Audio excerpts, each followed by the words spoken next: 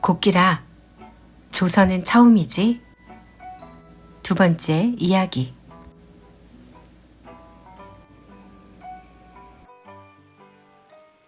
마당에서 빨래를 널던 엄만 헐레벌떡 도착한 장돌이에게 물었다. 해가 다 떨어졌는데 이제 오는 거니? 죄송해요. 할아버지랑 얘기 나누다 늦었어요. 저는 할아버지랑 주먹밥 나눠 먹었으니까 얼른 식사하세요. 내가 얻어먹지 말라고 그랬지? 엄마가 화를 내자 장돌이가 고개를 저었다. 할아버지가 심심하다고 같이 먹자고 했단 말이에요. 왜 다들 나한테만 그래요? 장돌이가 울컥해서 소리치자 엄마는 누그러졌다.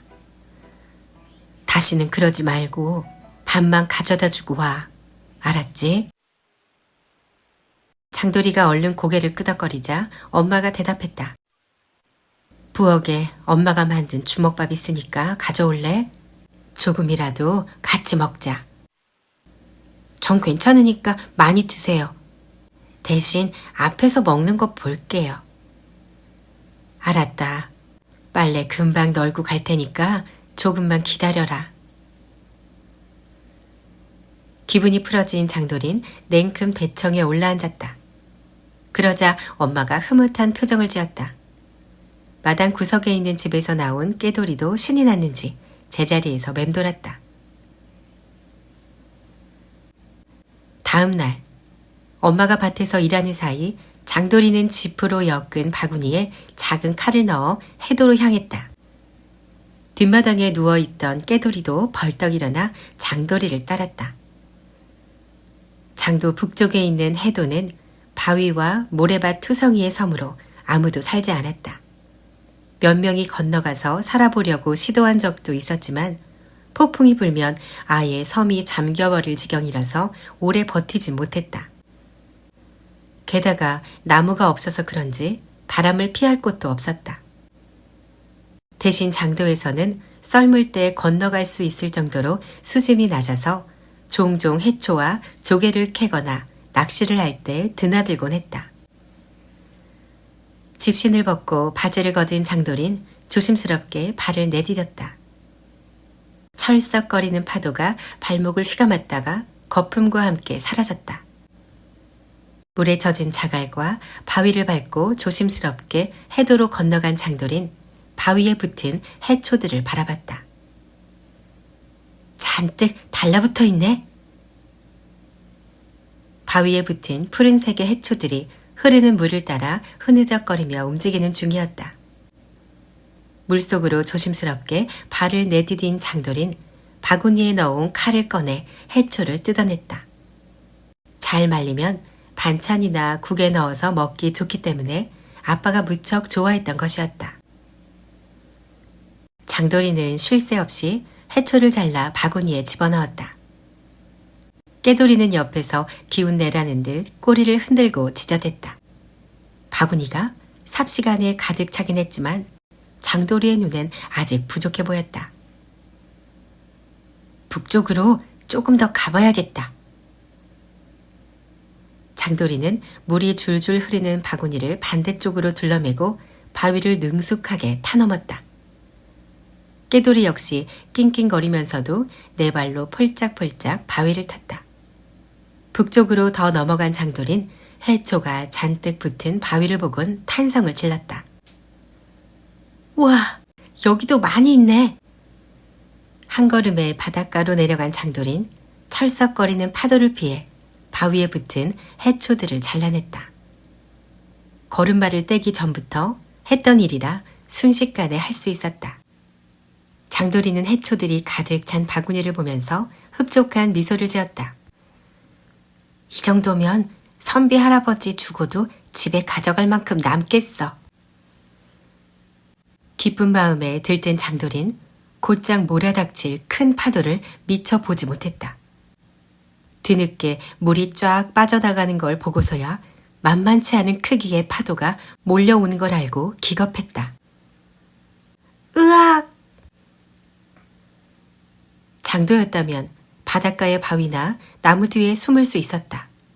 좀 더 여유가 있었다면 높은 곳에 올라가 피하면 그만이었다. 하지만 나무가 없고 야트막한 해돈, 파도를 피할 곳이 없었다. 파도에 휩쓸린 장돌인 균형을 잃어 바다에 빠지고 말았다. 순식간에 코와 입으로 바닷물이 밀려 들어왔다. 팔을 허우적거리던 장돌인 금세 물 위로 떴다. 다행히 섬에서 멀리 떨어지진 않았지만 파도가 계속 치고 있어 이대로 있다간 섬에서 멀리 떠내려갈 게 뻔했다. 장돌인 필사적으로 해도 쪽으로 헤엄을 쳤다. 하지만 바위에 닿을만 하면 파도에 쓸려 뒤로 밀려나기를 반복했다. 초조해진 장돌인 온 힘을 다해 팔을 움직였다. 그때 밀려오는 파도를 잘 타서 모래밭으로 올라가는 데 성공했다. 바닷물을 토해내며 간신히 정신을 차린 장돌인 겨우 한숨을 쉬었다. 죽다 살았네. 물이 줄줄 흘러내리는 얼굴을 몇 번이고 손바닥으로 훔친 장돌인 순간 꾀돌이가 보이지 않는다는 걸 깨달았다. 꾀돌아! 벌떡 일어나 주변을 돌아보던 장돌인 바다에 빠진 꾀돌이가 보였다. 아마 장돌이가 파도에 휩쓸려 갔을 때 같이 빠진 것 같았다. 네 발로 열심히 움직이고 있었지만 파도가 칠 때마다 조금씩 섬에서 멀어졌다. 다시 뛰어들어야 했다. 그러나 파도가 워낙 강하게 치고 있어서 쉽사리 들어가지 못했다. 어쩔 줄 몰라 하면서 발을 동동 구르는데 갑자기 머리 위로 커다란 그림자가 드리웠다. 어? 놀란 장돌이가 고개를 돌리자 코끼리가 긴 코를 뻗어서 파도에 휩쓸린 꾀돌이를 건져냈다. 코에 감긴 꾀돌이가 발버둥을 치자 장돌이가 소리쳤다. 괜찮아. 널 구해주려는 거야.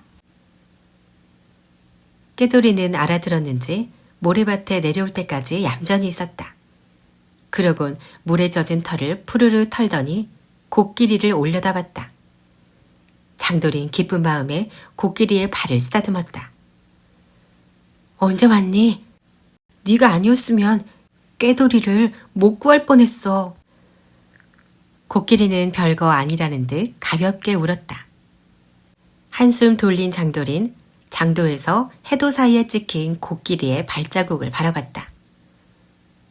너 혼자서 섬으로 건너온 거야? 대단하네. 장돌이는 코끼리의 턱을 만지며 칭찬해 주었다. 그러자 코끼린 장돌이의 머리를 코로 슬쩍 만졌다. 그리고 코를 쭉 뻗어 장돌이가 떨어뜨린 바구니를 들추더니 그 안에 있던 해초를 움켜쥐었다. 그러곤 코를 입으로 가져갔다. 그걸 본 장돌인 대번에 어떤 상황인지 알아차렸다. 너 배가 고팠구나? 코끼리가 끄덕거리기라도 하듯이 고개를 움직이자 장돌인 바구니 옆에 떨어진 칼을 집으며 말했다. 내가 해초 뜯어줄게. 조금만 기다려. 장돌이가 바위에 붙은 해초를 칼로 뜯어주자 코끼리가 긴 코로 받아서 입에 집어넣었다. 먹는 모습을 보고 신이 난 장돌인 열심히 해초를 잘라주었다. 그런 장돌이의 모습을 지켜보던 코끼린 긴 코로 직접 해초를 뜯어 먹었다. 장돌인 입을 다물지 못했다. 무슨 코를 손처럼 쓰네? 장돌이의 칭찬에 기분이 좋아졌는지 코끼리의 눈에 미소가 그려졌다. 코끼리가 직접 해초를 뜯어 먹자 장돌인 바구니에 다시 해초를 채웠다. 그러다 꾀돌이가 짖는 소리를 들었다. 장도 쪽을 바라보며 짖고 있었다. 왜? 물고기라도 봤어? 꾀돌이가 보고 있는 곳을 가만히 보자 그 이유를 알 것 같았다. 해도와 장도 사이에 물이 점점 차오르고 있었다. 이런, 얼른 가야겠다. 삽시간에 밀려온 물을 보고 겁에 질린 장돌이가 서둘러 꾀돌이를 안았다. 그때 코끼리가 쓱 다가와 앞을 가로막으면서 뒷다리를 굽혔다. 무슨 짓인가 잠시 의아해하던 장돌인 널찍한 등을 보고 바로 알아차렸다. 자기 등에 타라는 얘기구나. 장돌이가 조심스럽게 올라타자 코끼리가 뒷다리를 들고 몸을 일으켜 세웠다. 한 손에 깨돌이를 아는 장돌인 등에 납작 엎드렸다. 그러곤 놀란 깨돌이를 달랬다. 놀라지 마. 우릴 도와주는 거잖아. 코끼리는 한 번 크게 울곤 터벅터벅 걸었다. 장돌이의 허리까지 물이 찰 정도의 깊이도 코끼리에겐 발을 적시는 수준에 불과했다. 처음엔 납작 엎드려 있다시피 했던 장돌인 허리를 꼿꼿이 세우고 주변을 내려다보았다. 우와! 파도가 좌우에서 쉴 새 없이 몰아쳤지만 코끼리의 배까지 올라오지 못했다. 걷는 속도도 생각보다 빨라서 금방 장도로 돌아왔다. 무트로 올라온 코끼리가 이번엔 앞다리를 굽혔다. 그러자 장돌이는 깨돌이를 안고 땅으로 내려왔다. 한숨 돌린 장돌인 코끼리의 머리를 쓰다듬어 주었다. 도와줘서 고마워. 코끼리는 사람처럼 고개를 끄덕거리곤 매 바위가 있는 매봉산으로 올라갔다. 깨돌이도 고맙다는 듯 꼬리를 흔들면서 컹컹 지저대다 몸을 흔들어 물을 털어냈다. 김선비 할아버지의 초가집에 들른 장돌인 아무도 없는 걸 보곤 고개를 갸웃거렸다. 산책이라도 나가셨나? 마당에 서서 이리저리 살펴보다 대청 구석에 뜯어온 해초 한 무더기를 올려놓았다. 그리고 돌아가려는데 갑자기 깨돌이가 컹컹 지저댔다. 왜 그래? 빨리 따라오라는 듯 크게 지저대는 깨돌이를 따라 뒤뜰로 간 장돌인 깜짝 놀라고 말았다. 김선비 할아버지가 바닥에 쓰러져 있었기 때문이다. 할아버지, 괜찮아요? 놀란 장돌이가 달려가 흔들자 김선비 할아버지가 가느다랗게 눈을 떴다. 갑자기 어지러워져서 날 좀 부축해다오. 알았어요. 장돌이가 냉큼 김선비 할아버지를 부축했다.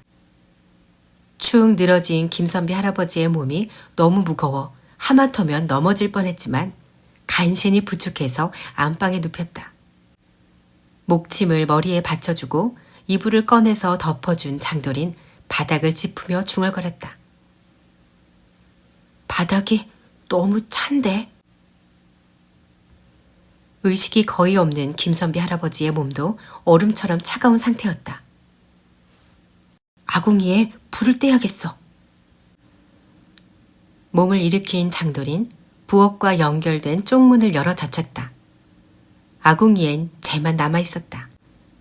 뒤뜰과 주변을 살폈지만 어디에도 불을 피울 만한 장작이 보이지 않았다. 아직은 여름이라 장작을 준비하지 않은 모양이었다.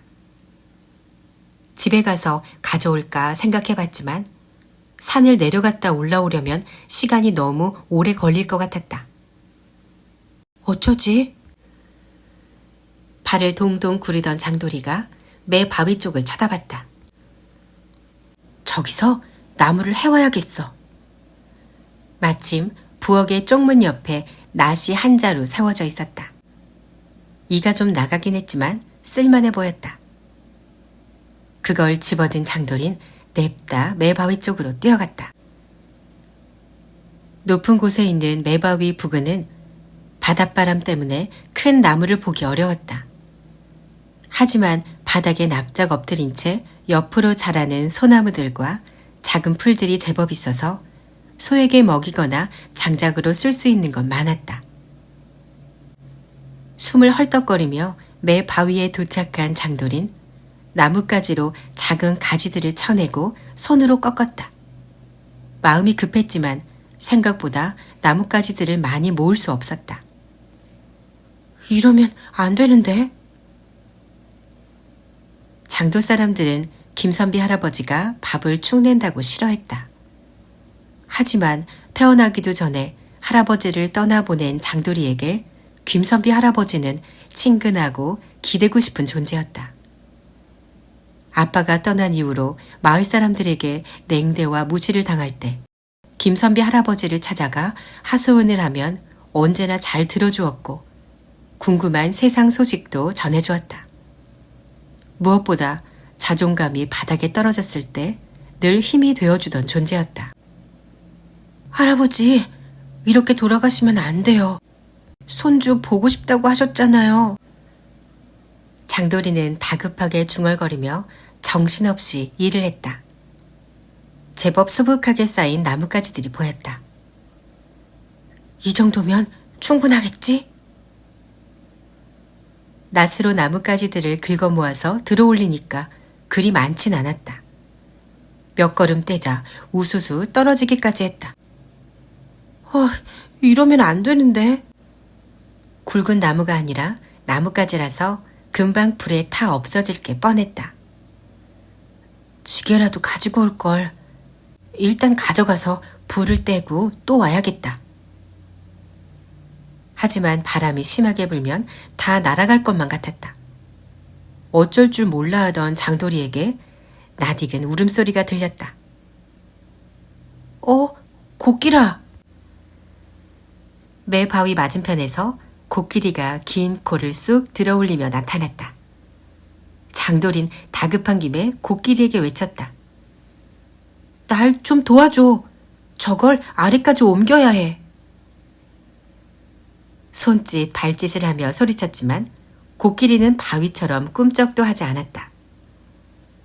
몇 번이고 같은 말을 하던 장돌인 그 자리에 털썩 주저앉았다. 하긴 말이 통할 리가 없지. 아까 자신과 깨돌이를 도와준 것은 그저 우연의 일치일 뿐이었다는 생각이 들었다. 장돌이는 낙담한 채 코끼리를 올려다봤다. 그때 코끼리가 갑자기 코를 뻗어서 장돌이가 모은 나뭇가지들을 꽉 감았다. 그리고 어서 움직이자는 듯 한쪽 다리를 들어서 까딱거렸다. 벌떡 일어나 장돌이가 외쳤다. 고마워. 깨돌이가 앞장선 가운데 장돌이는 서둘러 김선비 할아버지의 초가집으로 내려갔다. 그 뒤를 코끼리가 따라왔다. 한 걸음에 김선비 할아버지의 집에 도착한 장돌인 곧바로 부엌으로 뛰어들어갔다. 그리고 손으로 아궁이의 재를 긁어낸 후 가지고 온 나뭇가지들을 쑤셔 넣었다. 잠깐, 불을 어떻게 켜지? 다행히 부엌에 부싯돌이 든 주머니가 있었다. 주둥이를 열고 부싯돌을 꺼낸 장돌이가 솔방울을 몇 개 모아놓고 그 위에 부싯돌을 쳤다. 탁탁 거리는 소리와 함께 불똥들이 떨어졌지만 쉽사리 불이 붙지 않았다. 참, 엄마는 잘하시던데. 그러다가 새끼손가락을 찢고 말았다. 아야! 부싯돌을 떨어뜨린 장돌이는 눈물이 핑 돌았다. 새끼손가락을 감싸준 채 발을 동동 구르던 장돌인 아픔이 어느 정도 가시자 다시 부싯돌을 잡았다. 아빠가 급할수록 천천히 하라고 했지? 천천히 하자. 천천히라는 말을 되낸 장돌인 다시 부싯돌을 쳤다. 그러자 이번엔 아까보다 더 큰 불똥이 떨어졌다. 된다. 역시 아빠 말대로였어. 신이 난 장돌인 열심히 부싯돌을 쳤다. 불똥들이 떨어지면서 솔방울 여기저기에서 연기가 피어올랐다. 이쯤 하고 넣어볼까? 불이 붙은 솔방울을 집어든 후 바닥에 엎드린 장돌인 아궁이 안을 입으로 열심히 불었다. 엄마처럼 부채질을 하면 좋겠지만 부채가 보이지 않았다. 아무리 열심히 불어도 연기만 나올 뿐 불은 좀처럼 나뭇가지로 옮겨붙지 않았다.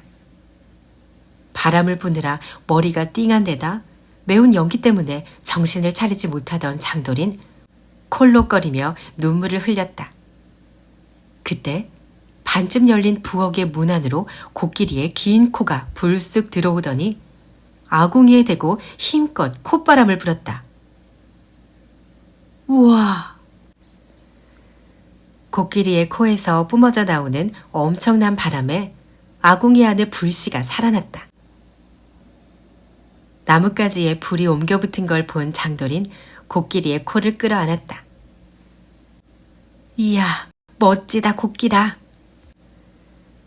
장돌이가 코를 쓰다듬어 주자 코끼리도 기분이 좋았는지 나지막하게 울었다. 장돌이는 나뭇가지가 잘 타들어가는 걸 확인하고서 김선비 할아버지가 누워있는 방으로 들어갔다. 손으로 바닥을 만져본 장돌인 아까보다 훨씬 따뜻해진 걸 느끼자 겨우 한숨을 돌렸다. 이 정도면 괜찮겠지? 기운을 차린 김선비 할아버지가 바닥을 만져보는 장돌이를 바라보았다. 나 때문에 고생이 많구나. 아니에요. 좀 어떠세요? 아까는 온몸이 돌덩이처럼 무겁고 꼼짝도 할 수가 없어서 이대로 염라대왕을 만나러 가는 줄 알았단다.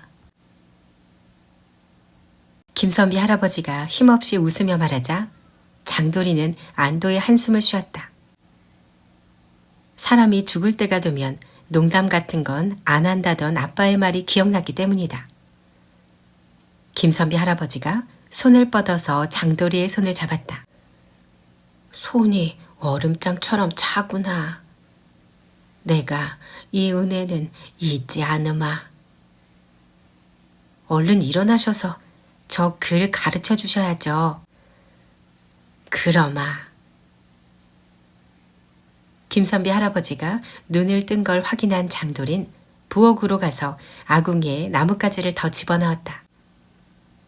마당에선 깨돌이가 꼬리를 말고 웅크리고 있었고 코끼리는 매바 위로 올라갔는지 보이지 않았다. 깨돌이 옆에는 코끼리가 코로 말아주어서 가지고 온 나뭇가지들이 수북히 쌓여 있었다. 그걸 부엌으로 옮기고 장돌이는 다시 방으로 들어갔다. 김선비 할아버지는 그 사이 잠이 들었는지 가볍게 코를 골았다. 장돌이는 나뭇가지를 넣을 수 있을 만큼 최대한 많이 아궁이에 쑤셔 넣은 후 대청 옆에 놔두었던 해초 바구니를 들고 집으로 돌아왔다. 어둑해질 무렵 집에 도착한 장돌이는 혼이 날까봐 일부러 큰 소리로 외쳤다. 엄마, 저 왔어요.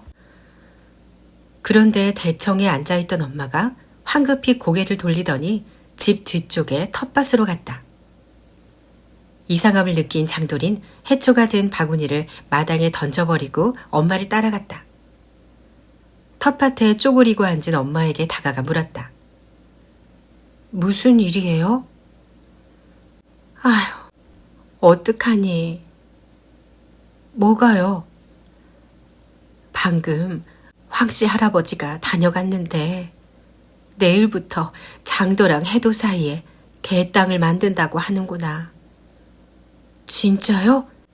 만든다고 말만 했지 진짜로 할 줄은 몰랐어요.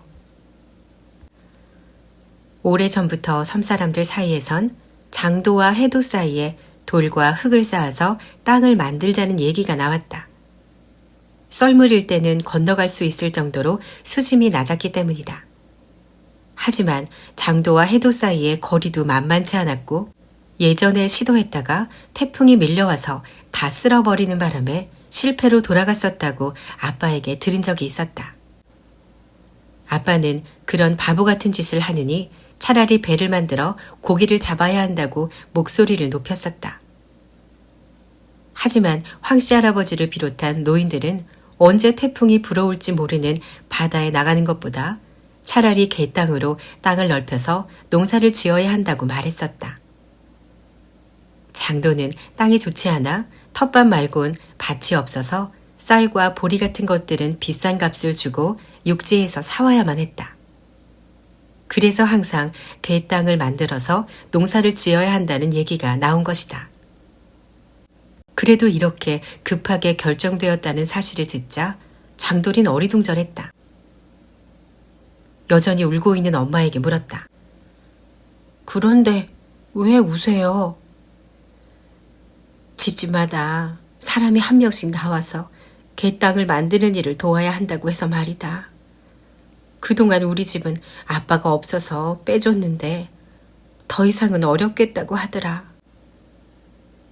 그제야 엄마가 왜 우는지 알아챈 장돌인 일부러 쾌활하게 대답했다. 그럼 제가 나가면 되잖아요. 아이고, 이제 12살밖에 안 된 아들을 어떻게 그렇게 험한 곳에 보낼 수 있겠니? 내가 그렇게 울고 불고 사정했는데도 안 된다고 하더라. 왜 잘못하지도 않았는데 엄마가 사정을 해요? 엄마가 힘이 없어서 아들을 고생시키잖니. 치마로 눈물을 훔치는 엄마에게 장돌이가 말했다. 그렇다고 엄마가 가서 일할 수는 없잖아요. 저도 이제 다 컸어요. 네 아빠만 있었어도 이런 일은 없었을 텐데 말이다. 장돌이를 끌어안는 엄마가 하염없이 울었다. 깨돌이도 슬펐는지 있는 힘껏 쥐저댔다.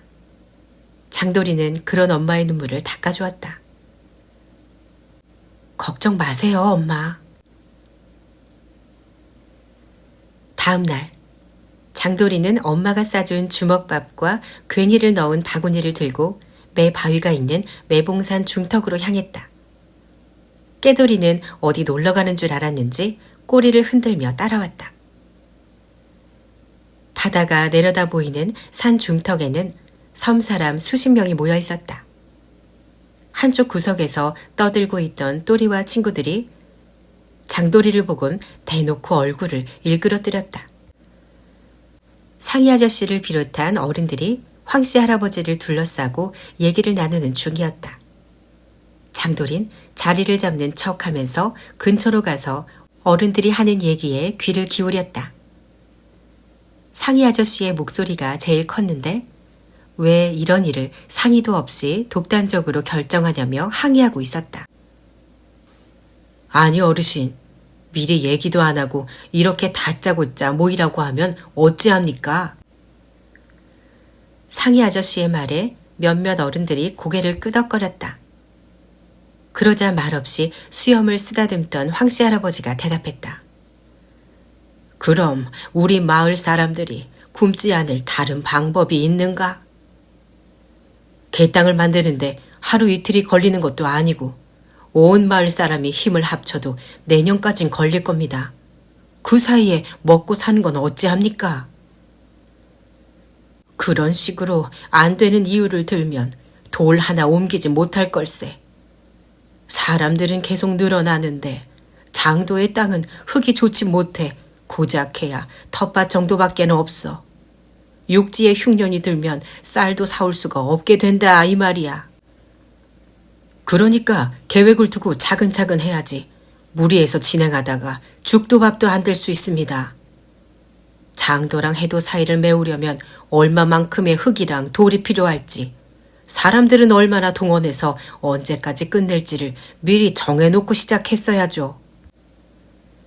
내가 어릴 때도 그런 식으로 논의하다 때를 놓쳐 태풍에 다 쓸려간 적이 있네.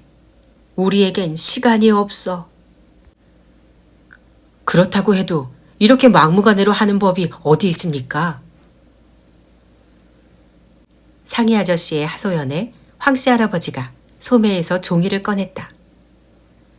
나도 이렇게까지 할 생각은 없었네. 하지만 어쩔 수 없는 상황일세. 읽어보게. 뭡니까 이게? 이방다리가 지난번에 주고 간 걸세. 황씨 할아버지가 내민 종이를 받아든 상이 아저씨의 표정이 굳어졌다.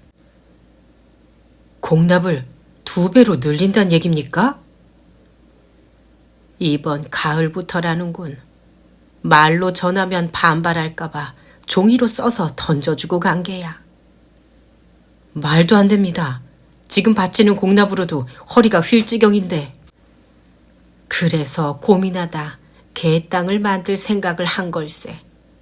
올해는 어렵겠지만 내년까진 만들 수 있을 게야. 하지만 바로 농사를 지을 수는 없지 않습니까? 일단 땅을 만들고 나면 쓸 데야 많지. 여차하면 닭이나 염소들을 풀어서 길러도 되고 말이야. 그래도 너무 성급합니다. 다음에 이방이 오면 잘 얘기해서 밀어보는 것이 어떻겠습니까? 한 해 미루면 다음해에 그 2배를 내라고 할 걸세. 매도 먼저 맞는 게 낫다고 하지 않나. 그러니 이번 일은 나를 믿고 따라주게. 황씨 할아버지의 설득에 상이 아저씨가 수긍하는 눈치를 보였다. 하지만 어떻게 일할지를 먼저 정해야 한다는 상이 아저씨의 강력한 주장에 일은 내일부터 시작하기로 했다. 두 사람의 대화를 듣던 섬 사람들은 내일 다시 모이라는 말에 한숨을 돌리고 집이나 바닷가로 향했다. 장돌이 역시 엄마가 기다리는 집으로 돌아가려고 하다 문득 어제 쓰러진 김선비 할아버지가 떠올랐다. 들렀다 가봐야겠다. 장돌이는 산 중턱을 돌아서 김선비 할아버지의 집으로 향했다. 가파른 언덕과 바위를 넘어가자 초가집이 보였다. 지난번처럼 쓰러져 계시지는 않을까 걱정이 됐지만 다행히 김선비 할아버진 평소처럼 대청에 앉아서 책을 읽고 있는 중이었다. 인기척을 느끼고 고개를 드는 김선비 할아버지에게 장돌이가 인사를 했다. 괜찮으세요, 할아버지? 한숨 푹 자고 났더니 괜찮아졌다. 아궁이에 불을 지펴줘서 따뜻하게 잔 게 도움이 된 모양이구나. 그러면서 옆에 앉으라는 손짓을 했다. 조심하세요. 제가 조금만 늦었어도 큰일 날 뻔했어요. 대청에 걸터 앉은 장돌이의 말에 김선비 할아버지가 책을 덮고 한숨을 쉬었다.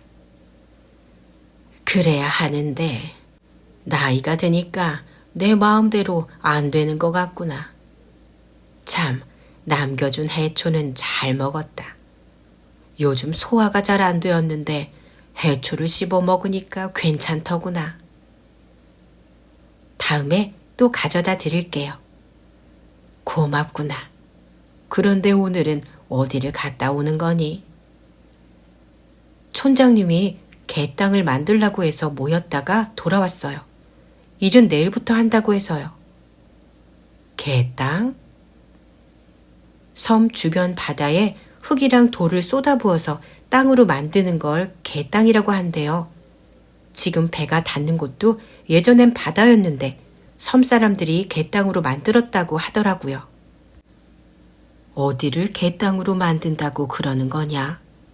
장도 주변은 다 물살이 세고 수심도 깊은 것 같던데 말이다. 장도랑 해도 사이요. 거긴 그나마 수심이 얕고 물살도 세지 않아요. 그래도 쉽지 않을 텐데 말이다.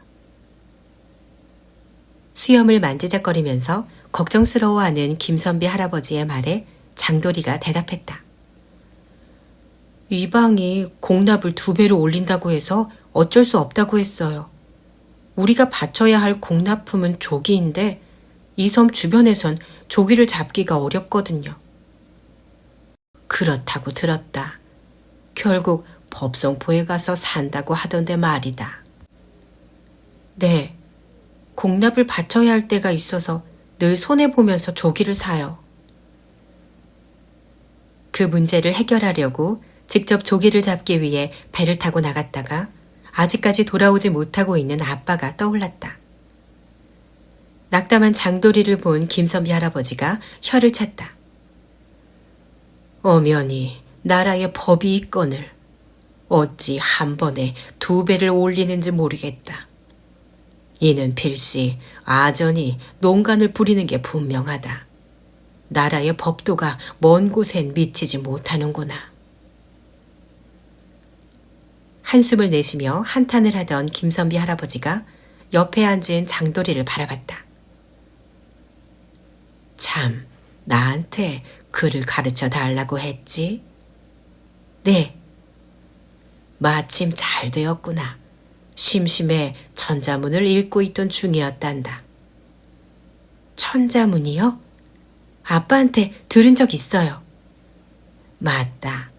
내가 네 부친에게도 가르쳐준 적이 있었지. 그 아들한테도 가르치다니. 참으로 신기한 인연이구나. 저기 담장에 가서 쌀이 가지를 하나 뽑아오너라. 아니, 네 것까지 2개를 가져오너라. 알겠어요. 벌떡 일어난 장돌이가 쌀이 담장에 가서 쌀이 2개를 뽑아왔다. 그 사이 대청에서 내려와 마당에 선 김선비 할아버지가 장돌이가 건넨 쌀이로 흙 위에 글씨를 썼다. 이게 천자문의 첫 번째인 하늘 천자란다. 옆에 선 장돌인 김선비 할아버지가 쓴 글씨를 물끄러미 내려다보다 물었다. 하늘이라는 뜻인가요? 김선비 할아버지가 하늘을 올려다보면서 대답했다. 맞아. 핵심은 가운데 있는 사람 인자란다. 유교에선 천명이라는 게 있단다. 그게 무언지 아느냐? 장돌이가 고개를 젓자 김선비 할아버지가 사람 인자를 가로질러서 금 하나를 그었다. 천명이란 하늘이 주는 사명을 뜻한다. 그게 뭔데요? 공납 같은 건가요? 김선비 할아버지가 쓴웃음을 지으며 사람 인자의 머리 부분에 금을 하나 그어서 천자를 완성시켰다. 하늘엔 신이 살고 있단다. 땅에 사는 사람들은 하늘에 사는 신의 뜻을 따르면서 살아야 한다. 농사꾼은 농사를 열심히 지어야 하고, 어부는 물고기를 열심히 잡고, 관리는 나라가 굴러갈 수 있도록 정치를 해야 하고, 임금은 만 백성의 어버이로서 백성들을 돌봐줘야 하는 것이다. 내가 방금 사람 인자에 금을 2개 그어서 하늘 천자를 만드는 걸 봤지. 네. 그것은 사람에게 하늘과 땅이 함께 있음을 뜻하는 것이란다. 아래쪽에 그은 금은 땅이고 위쪽에 그은 금은 하늘이라는 뜻이지. 사람에게 하늘과 땅 모두 중요하다는 뜻이군요. 장돌이의 대답에 김선비 할아버지가 대견하다는 표정으로 바라봤다. 그렇지. 사람은 땅을 디디면서 하늘 아래 살고 있으니까 말이다. 옆에다가 글씨를 써보아라. 뭐니 뭐니 해도 글 공부를 할 땐 베껴 쓰는 게 가장 좋은 방법이란다. 장돌이는 김선비 할아버지가 쓴 하늘 천자 옆에 쌀이로 글씨를 써봤다. 처음에는 익숙하지 않아서 글씨가 삐뚤삐뚤했는데 몇 번 써보니 얼추 비슷해졌다. 김선비 할아버진 장돌이가 열심히 글을 쓰는 걸 봤다. 제법이로구나. 다른 글씨도 가르쳐 주세요. 그러자꾸나. 쌀이를 마치 부처럼 잡은 김선비 할아버진 다른 글씨들을 써주었다. 이건 땅 지자고 요건 거물 현자란다. 하늘 천자보다 어렵네요. 한문은 모두 뜻이 있단다. 그걸 이해하면 읽거나 외우는 건 전혀 문제가 없지.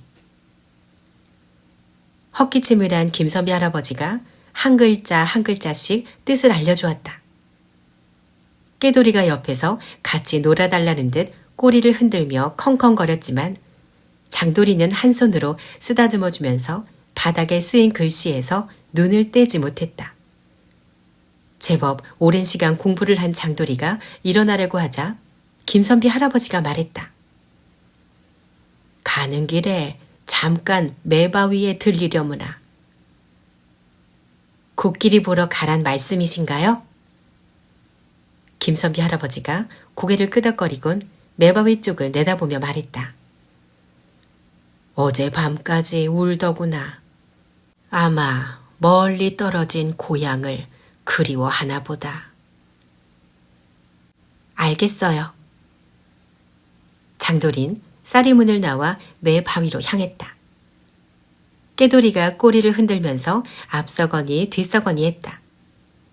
매 바위에 오르자 옆으로 누워있는 코끼리의 뒷모습이 보였다. 갑자기 장난기가 든 장돌이가 깨돌이에게 조용히 하라는 손짓을 했다. 발 뒤꿈치를 들고 살금살금 코끼리에게 다가갔다. 발소리를 들었는지 코끼리가 슬쩍 고개를 드는 게 보였다. 잽싸게 바위 뒤로 숨은 장돌인 주변을 돌아보던 코끼리가 도로 드러눕자 돌멩이를 집어 던졌다. 엉덩이에 돌멩이를 맞은 코끼린 움찔하더니 고개를 들었다.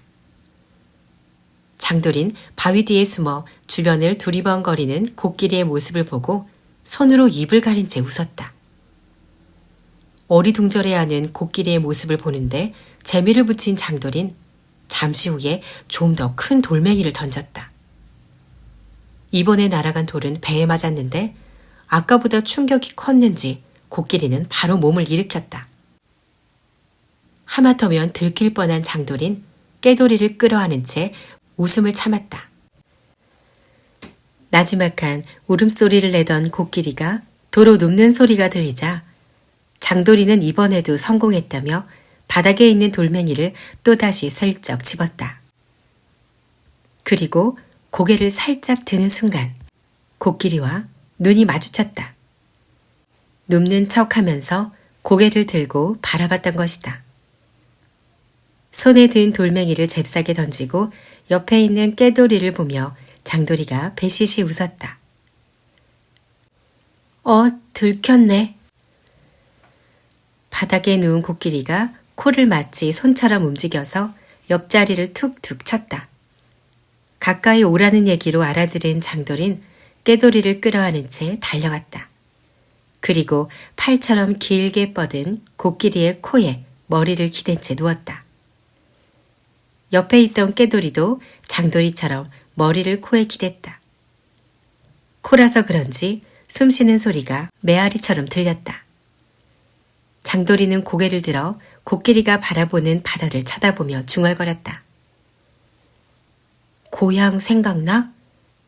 난 아빠가 보고 싶어. 코끼리가 그렇다는 듯 살짝 코를 들어 까딱거렸다. 깊게 한숨을 쉰 장돌이가 낑낑거리는 깨돌이를 끌어안은 채 말했다.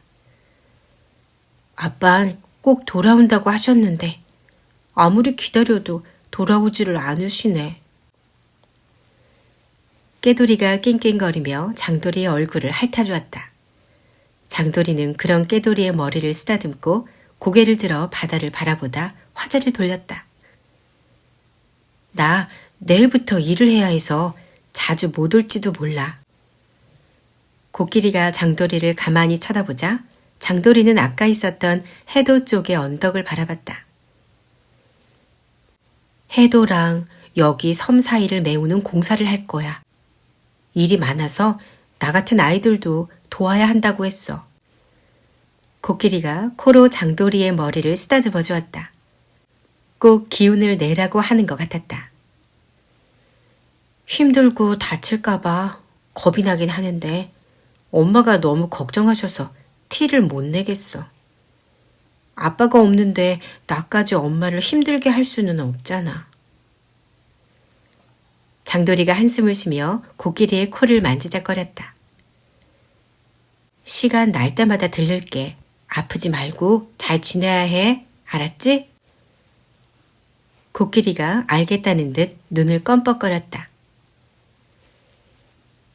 다음 날 장돌이는 엄마가 챙겨준 주먹밥과 호미 같은 도구들이 든 망태기를 옆에 끼고 집을 나섰다. 연신 조심하라고 말하는 엄마에게 걱정 말라고 얘기하며 따라 나오려는 깨돌이를 쌀이문 안으로 떠밀었다. 위험하니까 오지 마. 대신 엄마 잘 지켜줘. 알았지?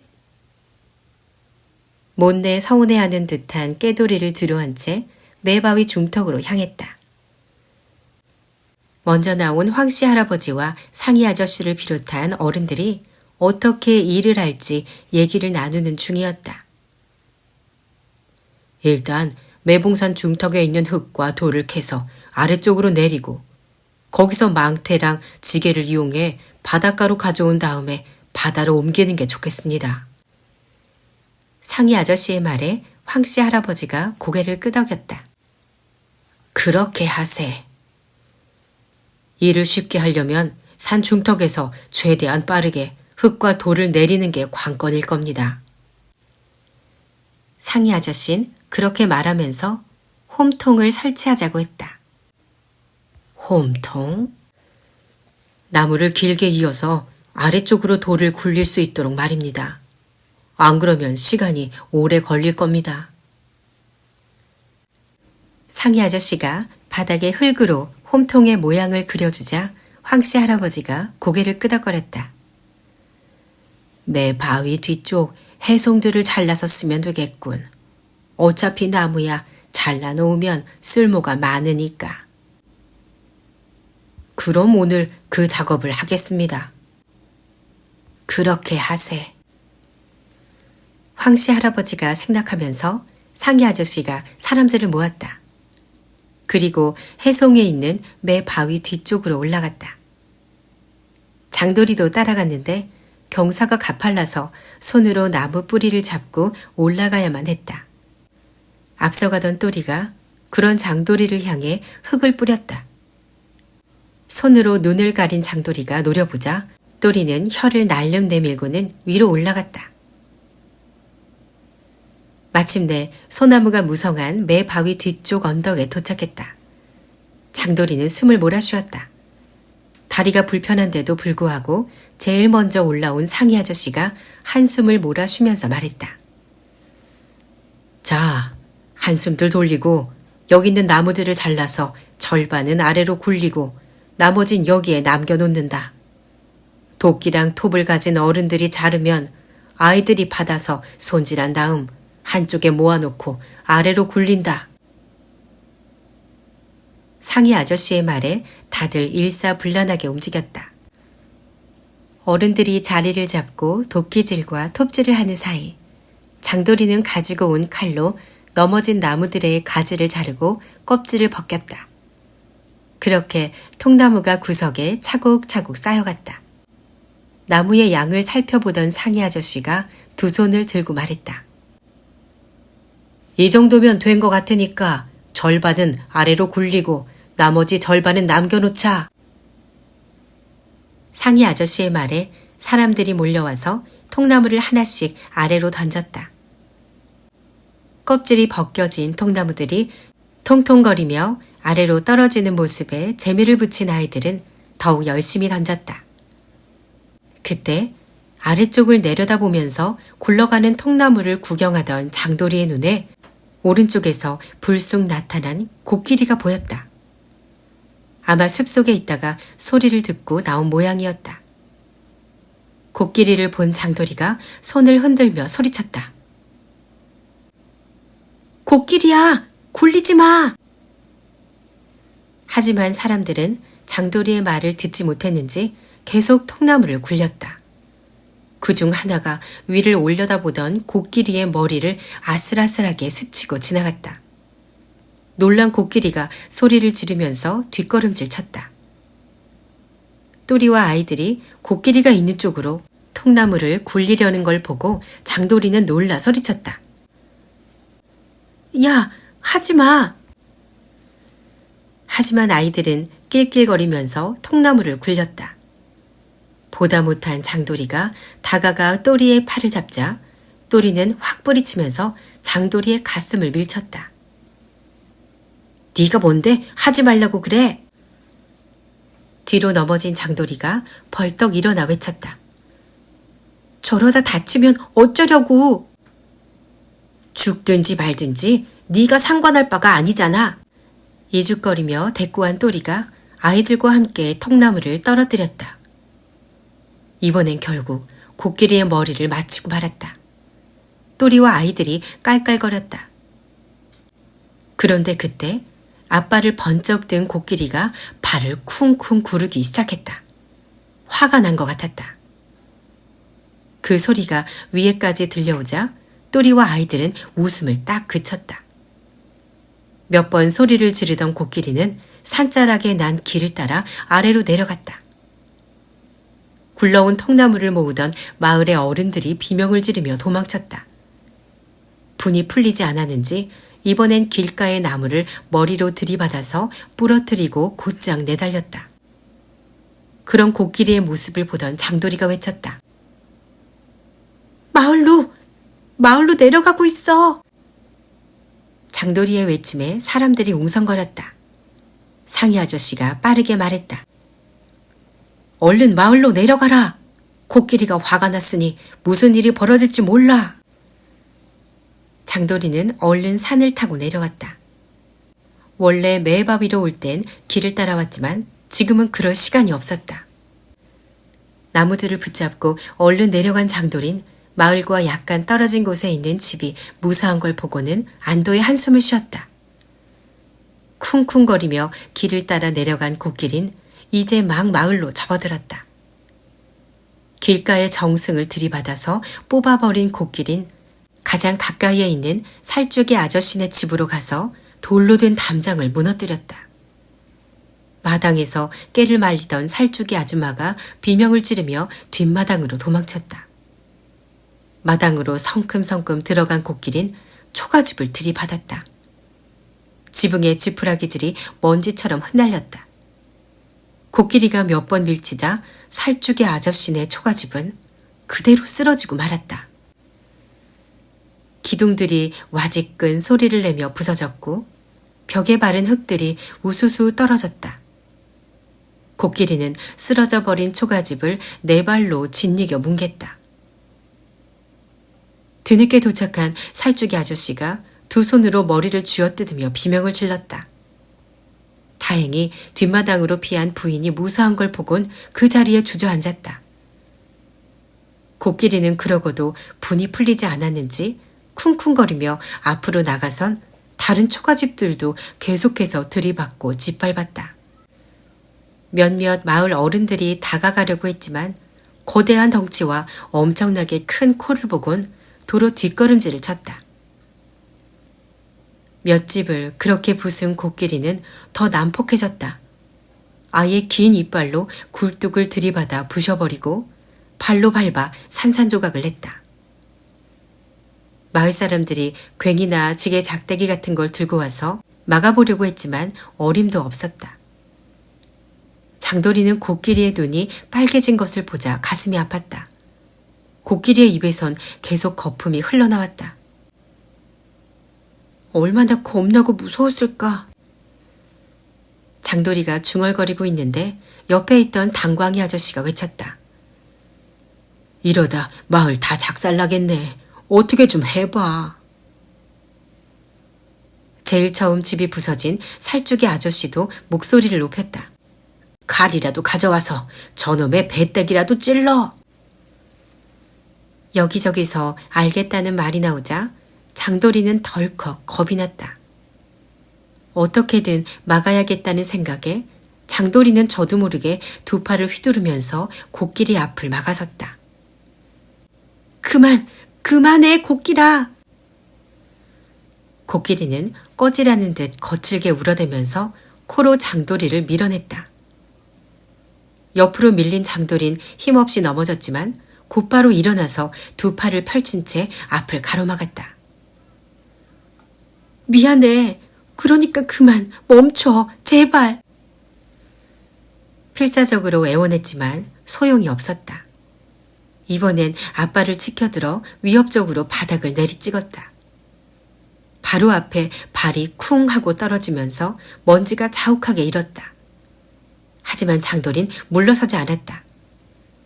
처음 섬에 도착한 순간부터 외롭고 쓸쓸해 보였던 코끼리였다.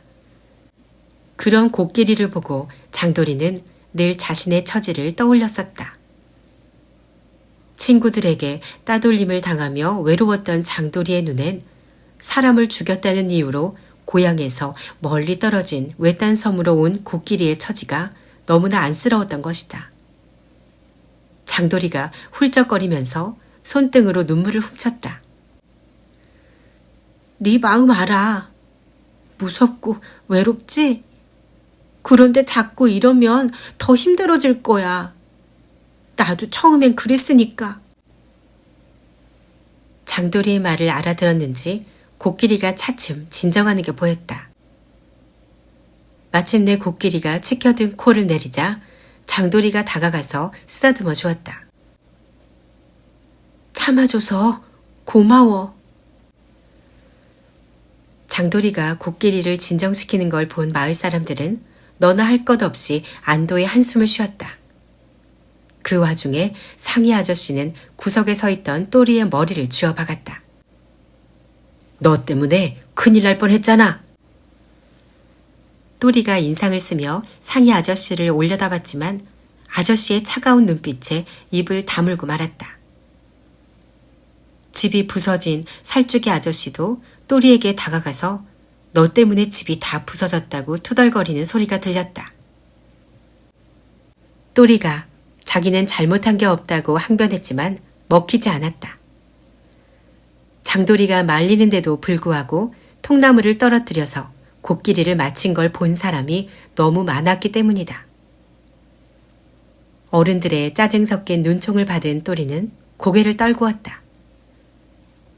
그 심정을 누구보다 잘 이해하고 있던 장돌인 가서 위로해주고 싶은 마음이 굴뚝 같았지만 꾹 참았다. 뒤늦게 달려온 황씨 할아버지까지 큰 소리로 또리와 친구들을 꾸짖었다. 결국 또리가 울음을 터뜨리고 말았다. 서럽게 우는 또리의 모습을 봤지만 장돌이는 통쾌하거나 기분이 좋아지지 않았다. 우울해진 장돌이의 마음을 알아차렸는지 코끼리가 코로 머리를 쓰다듬어 주었다. 장돌이는 코에 얼굴을 파묻은 채 엉엉 울었다. 말이 통하지 않아도 누군가에게 의지한다는 게 이렇게나 위로가 될 수 있다는 것을 깨달은 것이다. 장돌이의 머리를 쓰다듬어 주던 코끼리가 몸을 돌려서 매봉산 쪽으로 향했다. 집으로 돌아가려고? 같이 가.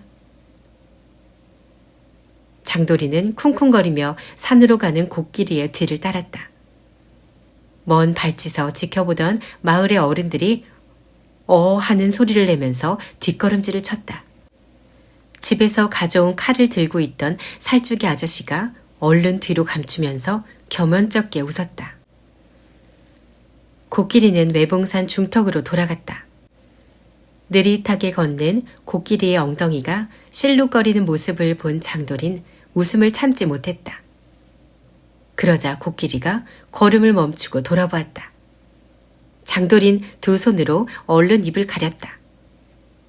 그 모습을 본 코끼리가 꼬리로 장돌이의 머리를 철썩 때렸다. 야, 뭐야? 털이 달린 꼬리가 위에서 아래로 마치 혀처럼 움직이면서 얼굴을 쓱 지나가자 장돌인 정신을 차리지 못했다. 하지마! 두 팔을 허우적거리며 꼬리를 잡으려고 했지만 요리조리 빠져나가면서 장돌이의 머리를 툭툭 쳤다. 장돌이는 결국 포기하고서 털썩 주저앉고 말았다. 정신없이 웃고 소리치느라 방금 전까지 울었다는 사실을 까맣게 잊어버렸다. 땅바닥에 주저앉은 장돌이에게 코끼리가 꼬리를 내밀었다. 무슨 뜻인지 금방 알아차린 장돌이가 씩 웃었다. 병 주고 약 주고 하는 거야? 코끼리의 꼬리를 잡고 일어난 장돌인 천천히 따라갔다. 지난번에 머물렀던 곳에 도착한 코끼린 피곤한 듯 바위에 기댄 채 눈을 감았다. 그러다가 뭔가 불편한지 한번 꿈틀거리곤 코로 돌을 말아주어서 멀리 던져버렸다. 잠을 청하는 코끼리에게 다가간 장돌이가 귀를 쓰다듬어 주었다. 오늘 참아줘서 너무 고마워. 장돌이의 말에 대답이라도 하는 것처럼 코끼리가 귀를 한번 펄럭거렸다.